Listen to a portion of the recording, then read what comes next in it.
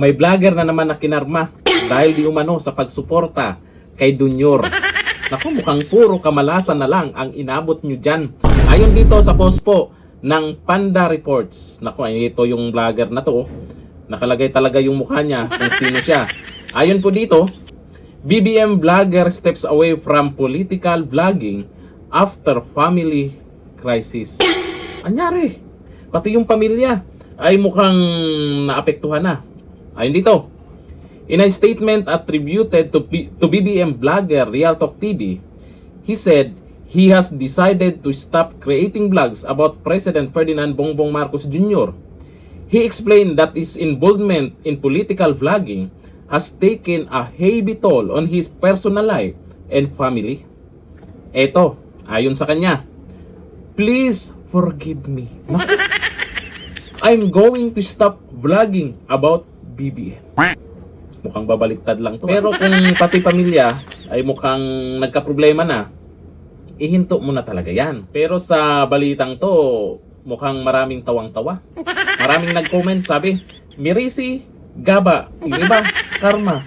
Naku, tuwang-tuwa pa kayo na ganito yung nangyari sa kanya. Kasi kung napanood nyo naman po yung video nitong vlogger na to, ay andun siya.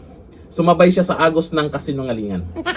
Kaya siguro, ito yung nangyari. Alam naman natin, yung mga ibang vlogger, bago kay Mima Alicia, may ibang vlogger pa na merong hindi magandang balita tungkol sa kanila. Tapos yung kay Mima, yun, napag-usapan talaga yun kasi matindi talaga yung nangyari sa kanya. Kasi sa mga vlogger dyan sa kabila, kung nalaman nyo naman na pumaldo sila, tapos kayo, wala, at alam nyo naman na yung ginagawa nyo ay hindi na maganda, baguhin nyo na yung style nyo. Panig kayo sa katotohanan. Yung mga kasamahan yung vlogger, kung pumaldo man, maintindihan natin yung mga yan kung nagsisinungaling na, kung naninira na sa pagbablog nila. Kasi, paldo nga, di ba?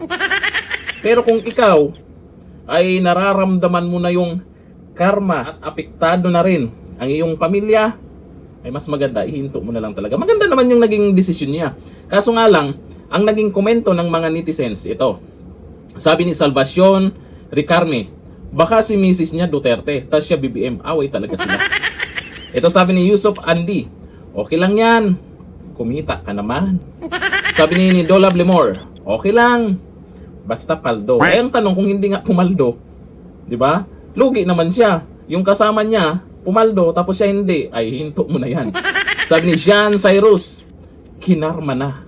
Sabi ni Topper Mamites, wag kang tumigil boss, sayang ang karma. Oy, kukunti na nga lang sila na ipagtanggol itong si Junior. Unti-unti pang nababawasan, may nakarma, may nakonsensya. Sino pa kaya ang maglakas loob na ipagtanggol si Junior?